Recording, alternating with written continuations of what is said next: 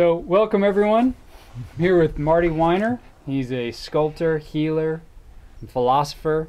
And today we're in his workshop and we're going to talk about both sculpting as a work of art and life as a work of art. The name of the piece is The Snuggle, and it was inspired by my coming into relationship with the woman I love, with Dorothy, and how I felt, how my energy felt and blended with hers.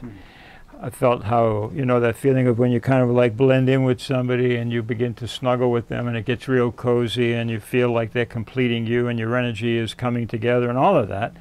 Something I think everybody either should or does know.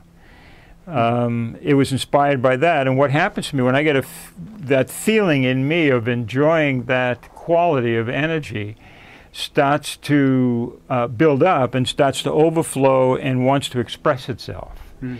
And for me, given that my medium is stone, it expresses itself in a sculpture, and so the energy of snuggling begins to carve itself. So I think that's really interesting. Most of us think about artists as being the agents of creation. So if I'm an artist, I create the sculpture, but it sounds like you have a different view.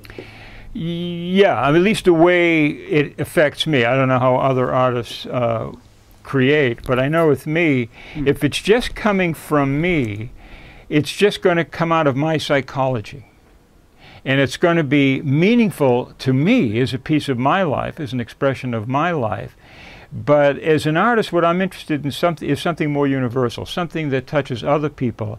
And so that when somebody is in the presence of this piece, they're in the energetic environment of snuggling, and it wakes up in them that sense of, oh, wow, let me hug my lady, or let me go hug a tree, or let me be nicer to you. But there's a quality that it evokes in you by just being in its presence. The great works of art come from a place that we all recognize, and we realize that speaks to me as well. If I could produce art, I would produce that.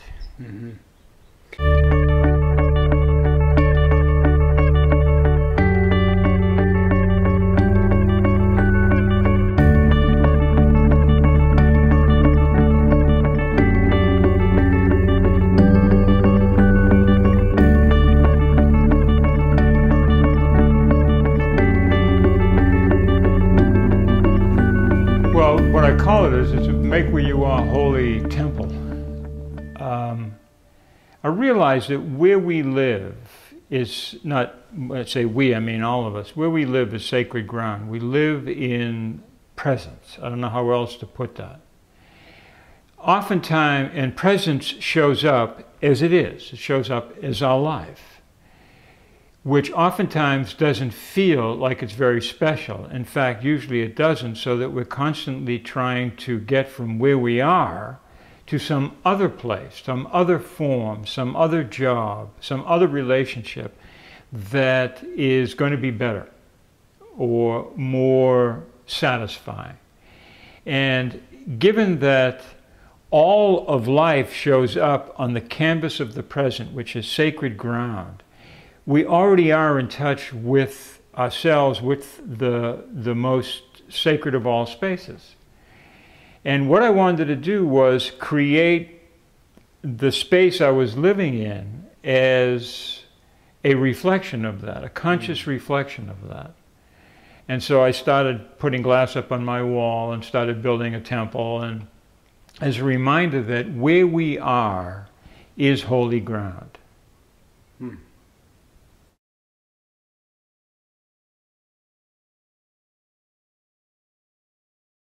How would you advise that people take art outside of sculpting, painting, etc., and bring it into the way they live their life, the very act of living?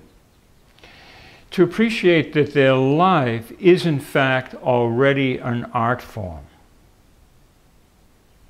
To bring the consciousness that essentially our life takes place on this three-dimensional canvas we call life. And we are artists of that, we're creators of that. We author it. And to appreciate that no matter what form our life has taken, it is an art form. It may not be complete, it may still be in process, it's still emerging, but we can move from a place where that process of emergence and that creation is a fluke and an accident. We can move it to a place where we're conscious of it as being an artful act and begin to live artfully, consciously.